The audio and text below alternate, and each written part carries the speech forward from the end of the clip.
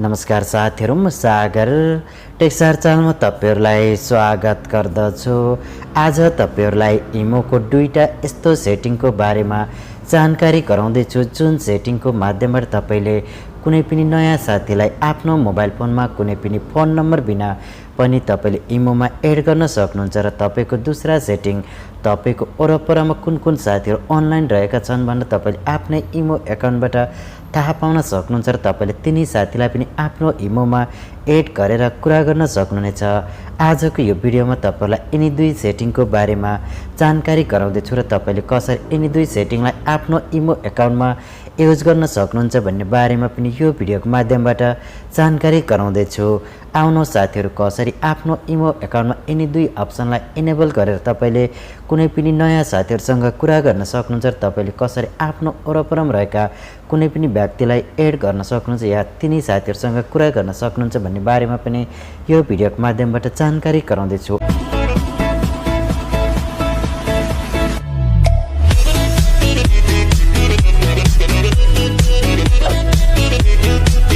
Video सुरु गर्नुभन्दा पहिला तपाईहरुले एउटा सानो काम गर्नुपर्ने हुन्छ। त्यसको लागि तपाईहरुले यो भिडियोलाई लाइक गर्नुहोस् र यदि तपाईलाई भिडियो मन पर्दछ भने भिडियोलाई शेयर गर्नुहोस् र यदि तपाईहरु हाम्रो YouTube च्यानलमा नयाँ हुनुहुन्छ भने तल दिएको सब्स्क्राइब बटनलाई क्लिक गरेर अल नोटिफिकेसनलाई प्रेस गर्नुहोस्।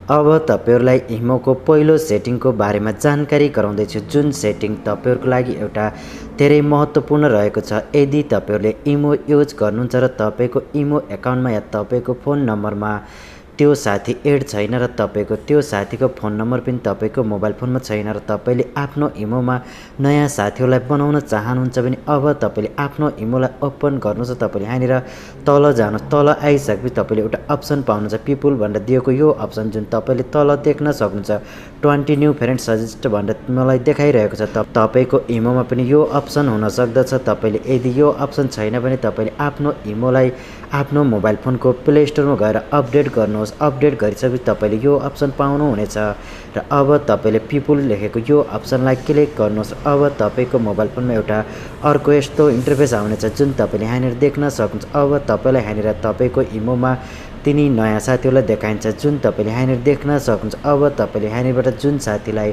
आफ्नो इमो एकाउन्टमा एड गर्न चाहनुहुन्छ तपाईले त्यसको लागि प्लस आइकनमा क्लिक गरेर तपाईले यसरी त्यो साथीलाई आफ्नो इमो एकाउन्टमा एड गर्न सक्नुहुन्छ जुन तपाईले यहाँनिर हेर्न सक्नुहुन्छ। यो सेटिङको माध्यमबाट तपाईले अब आफ्नो इमो एकाउन्टमा धेरै आसान तरिकाले कुनै पनि फोन नम्बर बिना पनि नयाँ साथीहरुलाई एड गर्न सक्नुहुनेछ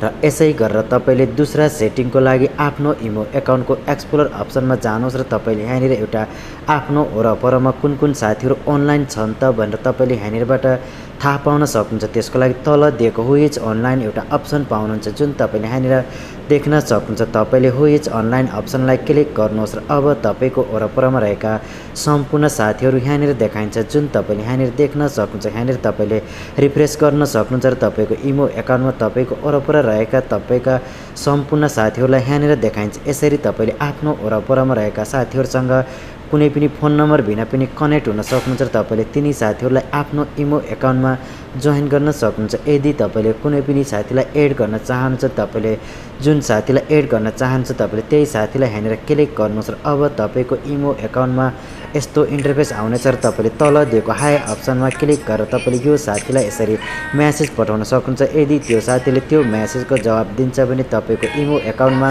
यो साथी एड हुनेछ र तपाईले यसरी धेरै आसान तरिकाले कुनै पनि साथीसँग एड गर्न सक्नुहुन्छ र तपाईले कुरा गर्न सक्नुहुन्छ। आशा गर्दछु भिडियो मन पर्यो होला। भिडियो मन परे लाइक गर्नु होला, शेयर गर्नु होला। हाम्रो च्यानललाई सब्स्क्राइब नगरेको भए सब्स्क्राइब पनि गरिदिनु होला। हस्त धन्यवाद।